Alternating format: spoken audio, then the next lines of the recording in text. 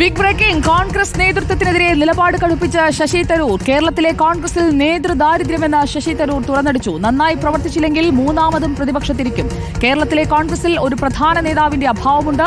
കോൺഗ്രസിന് തന്നെ ആവശ്യമില്ലെങ്കിൽ തനിക്കും കോൺഗ്രസിനെ ആവശ്യമില്ലെന്നും ശശി തരൂർ ഇന്ത്യൻ എക്സ്പ്രസിന് നൽകിയ അഭിമുഖത്തിൽ വ്യക്തമാക്കി. പി ആർ സുനിലും ആർ റോഷിപാലും നമുക്കൊപ്പം തുടരുന്നുണ്ട്. പി ആർ സുനിൽ, കോൺഗ്രസ് പ്രവർത്തക സമിതിയിലേക്ക് ശശി തരൂർ ഉൾപ്പെടുന്നത് ഖർഗെക്കെതിരായ മത്സരത്തിലെ റണ്ണറപ്പ് ആയതോടുകൂടിയാണ്.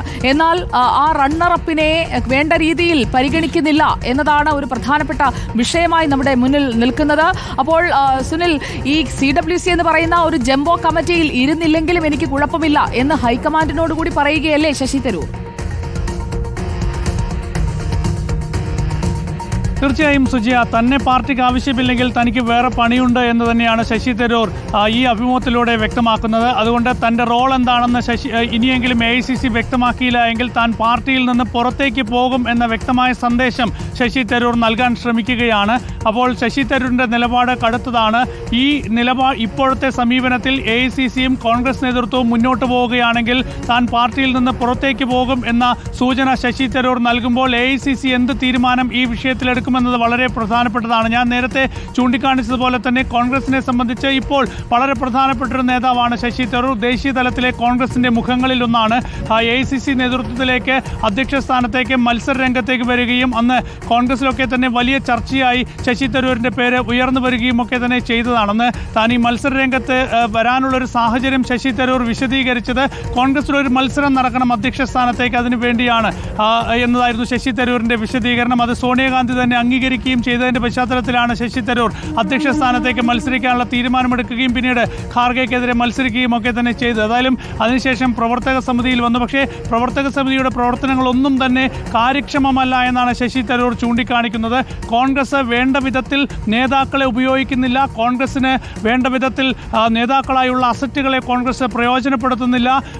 ജനങ്ങൾക്കിടയിൽ അടിത്തറ വിപുലപ്പെടുത്താനുള്ള നീക്കങ്ങൾ കോൺഗ്രസ് നടത്തുന്നില്ല. ഈ നിലയിൽ കോൺഗ്രസ് മുന്നോട്ട് പോവുകയാണെങ്കിൽ വലിയ തകർച്ചയിലേക്ക് മാത്രമായിരിക്കും കോൺഗ്രസ് യാത്ര ചെയ്യുക എന്നാണ് ശശി തരൂർ ചൂണ്ടിക്കാണിക്കുന്നത്. അതുകൊണ്ട് ഇപ്പോഴത്തെ ഒരു രീതിയിൽ മുന്നോട്ട് പോകാൻ തനിക്ക് താല്പര്യമില്ല.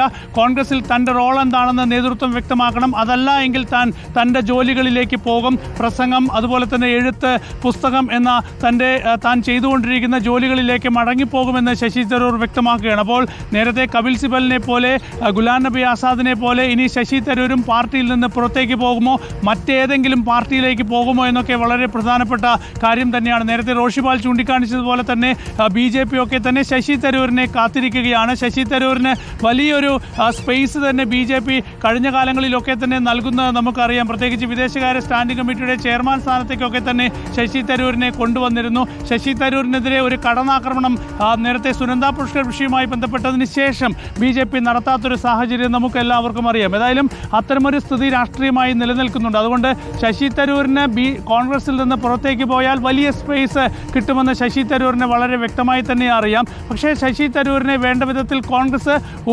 ഉപയോഗിച്ചില്ല എങ്കിൽ തീർച്ചയായും ആ ഒരു തിരിച്ചടി കൂടി കോൺഗ്രസിനെ സമീപഭാവിയിൽ റോഷിപാൽ സുനിൽ പറഞ്ഞത് കേട്ടല്ലോ. അതായത് ഇപ്പോൾ BJPയിലേക്ക് പോകാനുള്ള സാധ്യതയാണ് കൂടുതൽ കാണുന്നത്. പ്രത്യേകിച്ചും കേന്ദ്ര സർക്കാർ NDA ഭരിക്കുമ്പോൾ അവിടെ ശശി തരൂരിന് കിട്ടാൻ സാധ്യതയുള്ള, അദ്ദേഹത്തിന് ഇടപെടാവുന്ന മേഖലകൾ എന്ന് പറയുന്നത് കൂടുതലാണ്.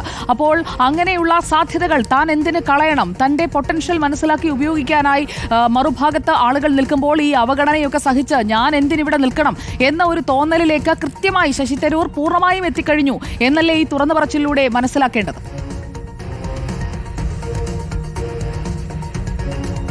സുജയ പാർവതി, കഴിഞ്ഞ കുറച്ചു കാലമായി ശശി തരൂരിന് ഇങ്ങനെ ഒരു അഭിപ്രായമുണ്ട്. തന്നെ പാർട്ടി ഒട്ടും പരിഗണിക്കുന്നില്ല എന്നതാണ്. ഈ കാര്യം നേതൃത്വത്തെ അദ്ദേഹം അറിയിച്ചു. നേരിട്ട് രാഹുൽ ഗാന്ധിയുമായി കൂടിക്കാഴ്ച നടത്തി. ആ കൂടിക്കാഴ്ചയിൽ കാര്യങ്ങളൊക്കെ വിശദമായി ചർച്ച ചെയ്തു. പക്ഷേ തരൂരിനെ അനുനയിപ്പിക്കാൻ രാഹുൽ ഗാന്ധിക്ക് സാധിച്ചില്ല എന്നതിൻ്റെ ഏറ്റവും വലിയ തെളിവാണ് ഇപ്പോൾ ന്യൂ ഇന്ത്യൻ എക്സ്പ്രസ് പത്രത്തിന് നൽകിയ ആ വിശദമായ അഭിമുഖം. അതിൽ പ്രധാനപ്പെട്ട ചില ഭാഗങ്ങൾ പുറത്തു വരുമ്പോൾ പ്രതിസന്ധിയിലാകുന്നത്, വെട്ടിലാകുന്നത് കോൺഗ്രസ് നേതൃത്വമാണ്. നേരത്തെ മറ്റൊരു ലേഖനം എഴുതിയതിന്റെ പേരിൽ കോൺഗ്രസ് അനുഭവിക്കുന്ന വലിയൊരു പ്രതിസന്ധിയുണ്ട് സംസ്ഥാനത്ത്. അങ്ങനെയാണ് കോൺഗ്രസിലെ പ്രധാനപ്പെട്ട നേതാക്കൾ, പ്രതിപക്ഷ നേതാവ് വി ഡി സതീശനും UDF കൺവീനർ MM ഹസൻ അടക്കം നേതാക്കളൊക്കെ തരൂർ പുറത്തേക്ക് പോകട്ടെ എന്ന നിലപാടിൽ സ്വീകരിക്കുന്നത്. പ്രവർത്തക സമിതി അംഗമായ കോൺഗ്രസിന്റെ ഏറ്റവും പ്രധാനപ്പെട്ട മുഖങ്ങളിൽ ഒന്നായ ശശി തരൂർ ഇത്തരമൊരു നിലപാട് സ്വീകരിക്കുമ്പോൾ കോൺഗ്രസ് നേതൃത്വത്തിന് കൃത്യമായി ബോധ്യമുണ്ട് തരൂരിന്റെ വഴി പുറത്തേക്കാണെന്ന്. അതുകൊണ്ട് തന്നെയാണ് തരൂരിനെ അവഗണിക്കാൻ, തരൂരിന്റെ പ്രതികരണങ്ങളെ തൽക്കാലത്തേക്ക് ഇനി അവഗണിക്കാമെന്ന തീരുമാനം സംസ്ഥാനത്തെ കോൺഗ്രസ് നേതാക്കൾ എടുത്തത്. അത് കഴിഞ്ഞ ദിവസം എങ്ങനെ പ്രതികരിക്കുന്നു എന്നതും വളരെ പ്രധാനപ്പെട്ടതാണ്. റോഷിപാൽ, പി ആർ സുനിൽ, നമുക്ക് ഈ വാർത്തയുടെ അടുത്ത ഘട്ടത്തിലേക്ക് എത്തണം. കൂടുതൽ നേതാക്കളുടെ പ്രതികരണം, പ്രത്യേകിച്ചും AICC general secretary KC Venugopal അടക്കമുള്ള നേതാക്കൾ ഇപ്പോൾ കേരളത്തിലാണുള്ളത്. രമേശ് ചെന്നിത്തലയ്ക്കും K സുധാകരനും VD സതീശനും KC വേണുഗോപാലും ഒക്കെ ശശി തരൂരിന്റെ ഈ തുറന്നു പറച്ചിലിനോടുള്ള പ്രതികരണം എന്താണെന്നറിയാൻ പ്രേക്ഷകർ സ്റ്റേ ട്യൂൺഡ് റിപ്പോർട്ടർ